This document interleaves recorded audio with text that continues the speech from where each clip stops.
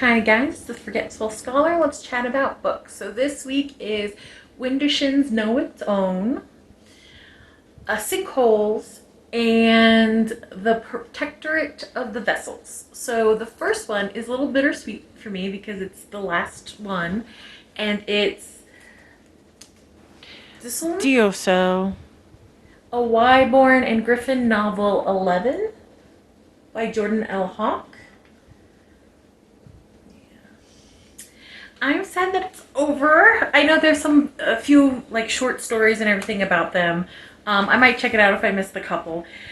It's primarily Whyborne and Griffin, and it's basically the end of the overarching arch of the whole series.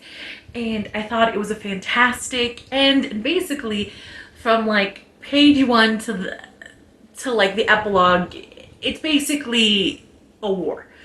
The whole thing is very action-packed and a big fight, and I'm sorry if I'm a sweaty mess. I decided to film on my hottest part of the day in the desert, so I'm a bit like melty, but anyway, so it was a perfect ending. I really enjoyed it.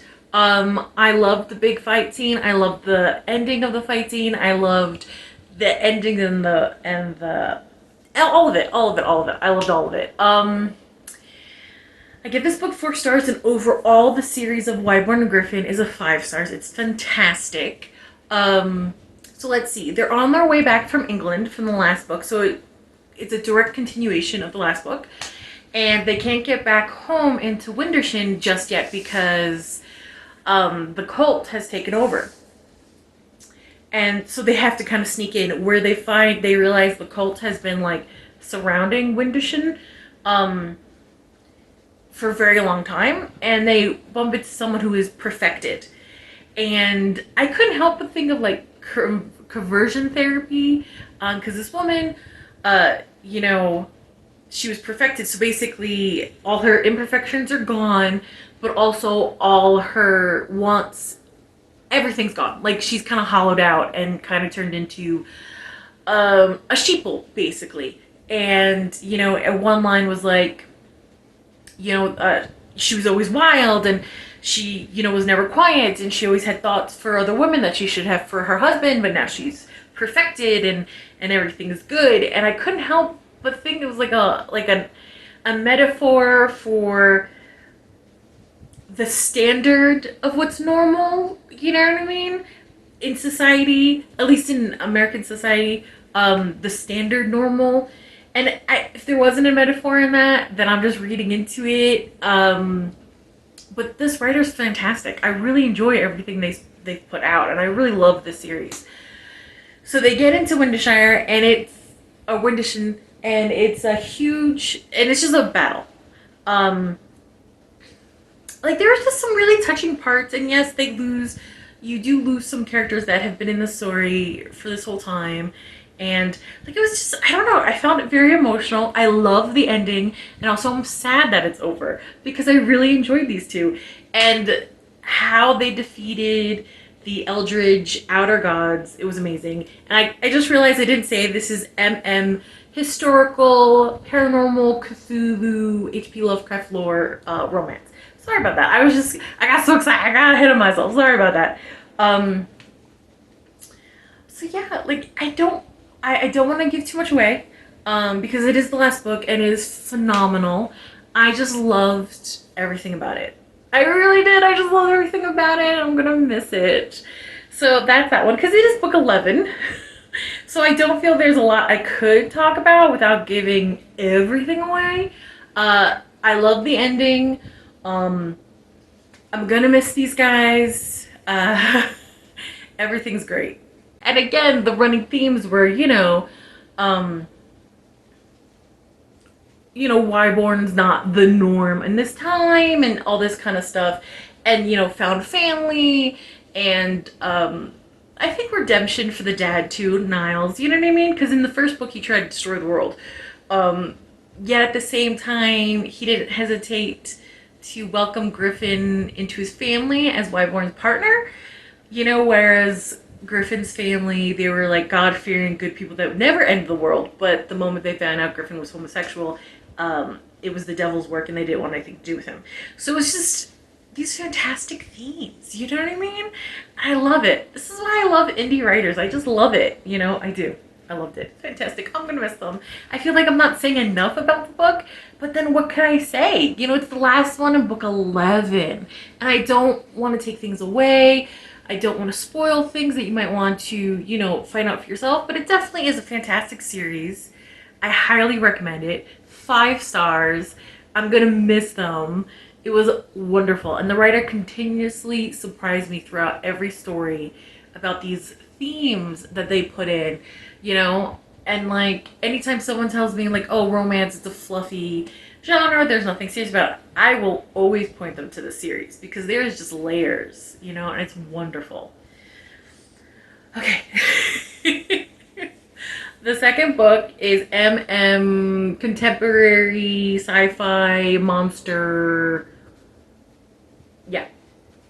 And it's Edin, Monstrous Book 2 by Lily Mayne. Now I give this one 4 stars. It was a lot of fun. Now this is Edin's story, and we met him in the first book because he was Wynn the Soul Eater's best friend. So this is his story. And this is Sinkhole. And of course the first one was Widdershins Know Their Own. And that was like every time that phrase came in the first book I got chills. Okay, go into the second book now. This is 4 stars for me. I really loved it. Edin in the first book was like a just giant marshmallow puff, and he still is. And he's this huge, like 8-foot tall, purple monster. And the human is Hunter, and he's part of the military. Him and his best friend Charlie are like this elite unit, and they were sent out to take care of some raiders, and they were waiting for their pickup from the Nebraska, I believe the Nebraska base. But the Nebraska base is where all the monsters were contained, where Wynn escaped and took the other monsters with him. So there's nothing left. So they end up so they trekked through the waste to the Nebraska base and find nothing there. And in this world, when the tear opened up between realities and the monsters came in, humans went to cities, or you're in the military, or you take your chances at the waste. Okay, so that's basically the premise of this. And this book really kind of opened it up for me, and like, oh, maybe there's like some conspiracy going on with the military, because they kind of get into this Coliseum-esque situation, and that's really fascinating. You know, Edin he wanders. We found out he's the last of his kind, and you know, he doesn't really have much to do, so he wanders around, and he comes upon this sinkhole where Hunter has fallen because some monsters took Charlie, and he was going after Charlie, and he fell in a sinkhole. So Edin saves him from the sinkhole and decides to help them get his friend Charlie. So the whole book, they're going to get his best friend Charlie back. And I like that Wynn and Danny from the first book come in. I like that they added to just the richness of the world. It didn't become their story, you know what I mean? And I liked it. I liked how I always love with these monster romances. I always love when the human kind of has that internal panic that they're like sexually attracted to a monster. You know what I mean? And this one was pretty, like, I liked it. It was fun. And I do enjoy that Hunter is a very different personality from Danny. And Hunter's all about the military. Like, his parents were military and so forth. And then he slowly comes to the realization, the realities of the military outside of said military and what they did to Danny. Because in the first book, that was horrendous. That was monstrous, what they did to Danny. And he realizes all this stuff, and he goes through this sort of self-evaluation of what he really wants and what he stands for and things like that. And Edin the whole time is just like such a sweetheart, and also like kind of an arrogant sweetheart. Like where Wynn was sarcastic, Edin's kind of cocky. And we find out more about Edin and his race, and then, you know, it's fascinating. There are some parts where like, oh, it would be easy for Hunter to get annoying, but he was so desperate to get his friend Charlie back that you kind of understood where he why he was acting the way he was. At least I understood why he was acting the way he was. And he's a very brave guy. And he's really hard on himself because I felt like he was a lot more selfless and a better person than he thinks he is. So that was kind of fascinating because it's all in his POV.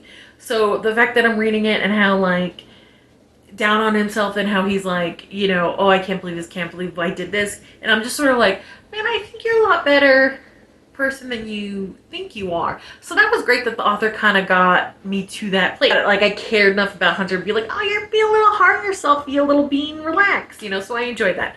So that was a 4-star. I'm definitely going to continue with the series. I'm really enjoying it so far.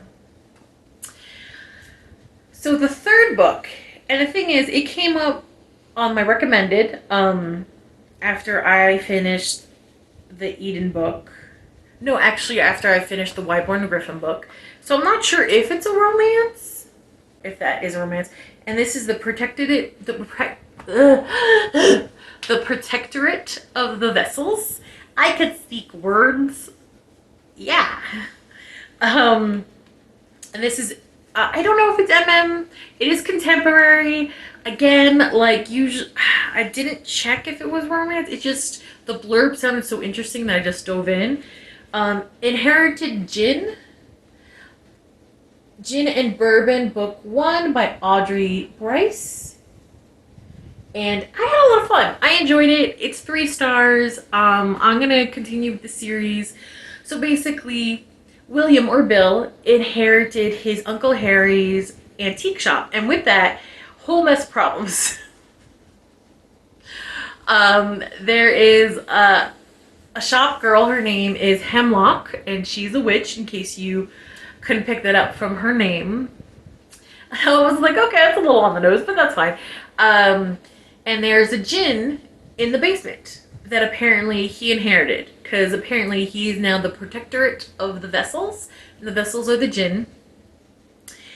And basically, he got, it's like this chosen one bloodline. You didn't know it happened. So I'm like, I'm not sure if it's young adult or not, because that is a huge theme with young adult. But he is 21, so maybe new adult. I'm not sure. I'm not sure what category this is in. Sorry about that. But I liked it. I liked it. And it's not often I like a YA, or a new adult book. I'm not even sure if it is. There wasn't really any romance in this, but there was like world building and friendship building, which I'm fine with. So the Djinn is Paimon, and I did appreciate they kind of go over how to say it in the book, so I was like, oh, good, that's good.